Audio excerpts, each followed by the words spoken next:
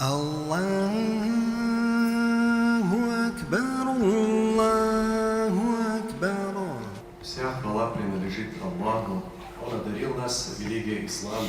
Он озарил нас светом веры и сделал свою религию частью и образом нашей жизни.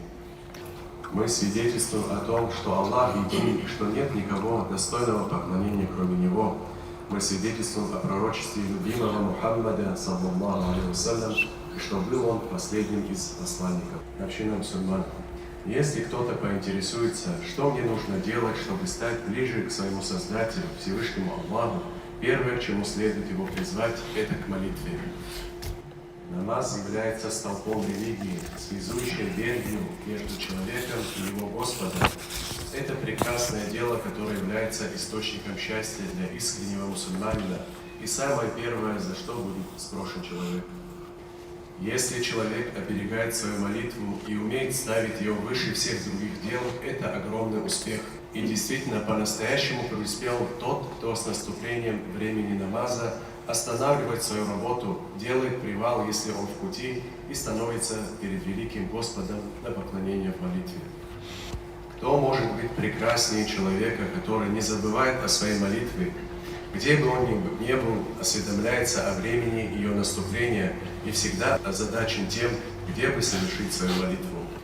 Сказал наш Господь: «Поистине создан человек, подверженный порокам.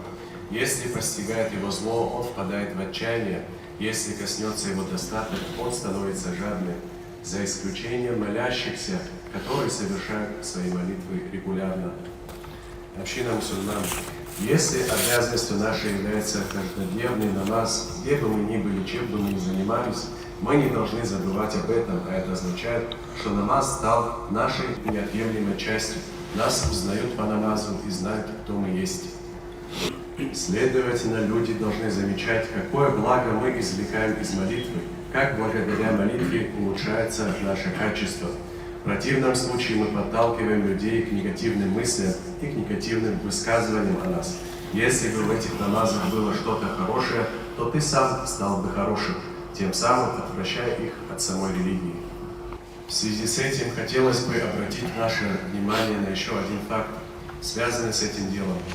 Нам, мусульманам, Аллах облегчил совершение намаза, если пришло время молитвы.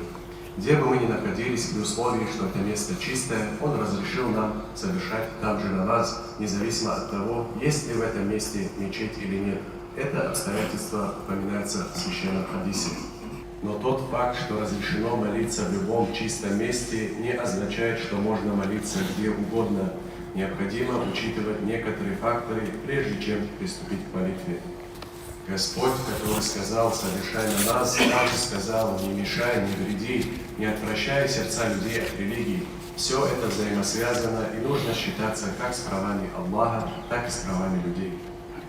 Но, к сожалению, есть такие мусульмане, которые не берут все это в расчет.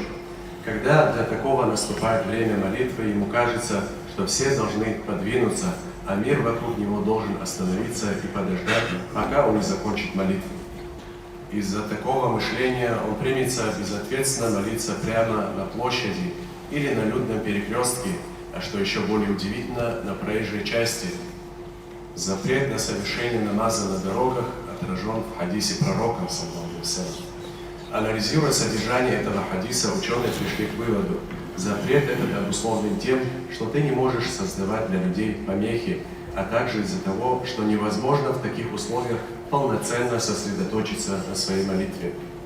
Иными словами, стоя на молитве перед Создателем, ты размышляешь не о своем Творце, а о Его творении. Но не ты один перестаешь думать о Создателе. Своими действиями ты создаешь такую ситуацию, что люди вокруг тебя, удивленные и возмущенные твоими действиями, в эти минуты вообще не вспоминают о Боге и теряют всякую симпатию. Ты должен был бы приблизить людей к религии Аллаха красотой своей молитвы и добрым нравом, но поступаешь в точности да наоборот, внушаешь людям страх и опасения твоей молитвой. Если пришло время для молитвы, спроси себя: есть ли поблизости место для намаза? Если нет подходящего места для намаза, спроси себя: не пройдет ли время намаза, пока я доберусь до подходящего места или до дома? Если время истечет, подумай, не найду ли я место более уединенное, где никому не помешаю и не привлеку лишнего внимания.